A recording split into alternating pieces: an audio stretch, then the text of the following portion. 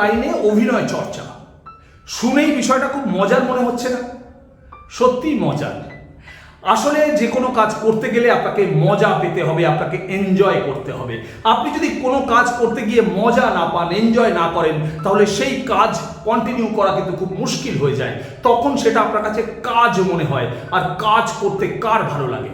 তাই যে কোনো কাজ করার সময় এনজয় করতে হবে, মজা করতে হবে। আজকে আমরা মজা করতে করতে অভিনয় চর্চা করব। নমস্কার, আমি বিধান দাস, আপনার অত্যন্ত প্রিয় চ্যানেল অভিনয়ের হাতে খড়িতে আপনাকে স্বাগত। আপনারা প্রায় প্রত্যেকেই জানেন যে অভিনয় বা নাট্যশাস্ত্রের 9টা রস আছে। এই 9টা রসকে আমরা একসাথে বলি নবরস। এই প্রত্যেকটা রসের আবার একটা করে ভাব আছে। ভাব আবার দু প্রকার, স্থায়ী ভাব আর অস্থায়ী ভাব। না, আপনাদের চিন্তা নেই, আজকে কোনো রকম ব্যাকরণের কচকচানিতে যাব না। আজকে আমরা শুধুমাত্র মজা করতে করতে অভিনয় চর্চা করব। তবে এই চর্চাটা করতে গেলে কিন্তু আপনার নবরসের উপরে একটা পরিষ্কার ধারণা থাকতে হবে। যাদের নবরসের উপর ধারণা নেই বা নবরস সম্পর্কে জানতে চান, তাদের বলছি এই চ্যানেলে নবরসের উপর আমার একটা আলাদা ভিডিও দেওয়া আছে, সেটা দেখুন, মোটামুটি আপনার একটা ধারণা চলে আসবে। যাই হোক, তো এই নাট্যশাস্ত্রের 9টা রস বা নবরস কি কি? শৃঙ্গার রস, করুণ রস, হাস্য রস, রৌদ্র রস, বীর রস, বীভৎস রস, ভয়ানক রস, অদ্ভুত রস এবং শান্ত রস। এই 9টা রসকে একসাথে বলা হয় নবরস।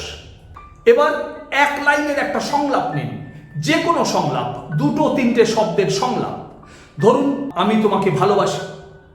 যে কোনো সংলাপ আপনার নিজের পছন্দ মতো আপনি নিতে পারেন, কিন্তু চেষ্টা করবেন যেন ছোট হয়, এক লাইনের সংলাপ হয়।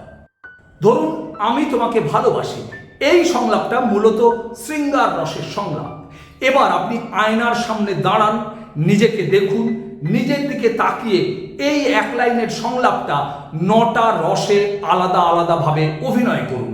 হ্যাঁ বন্ধু, আমি তোমাকে ভালোবাসি শৃঙ্গার রসে বলবেন, করুণ রসে বলবেন, হাস্য রসে বলবেন, রৌদ্র রসে বলবেন, বীর রসে বলবেন, বীভৎস রসে বলবেন, ভয়ানক রসে বলবেন, অদ্ভুত রসে বলবেন এবং শান্ত রসে বলবেন।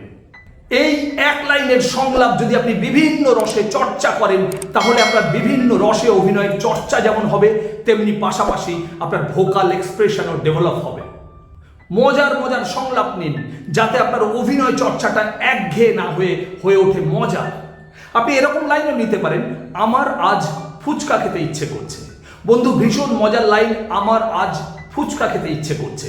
এই লাইনটাকে আপনি করুণ রসে বলুন, কাঁদতে কাঁদতে বলুন, হাস্য রসে বলুন, হাসতে হাসতে বলুন, আবার এটাকেই রৌদ্র রসে বলুন, বীর রসে বলুন, শান্ত রসে বলুন, অদ্ভুত রসে বলুন, বীভৎস রসে বলুন।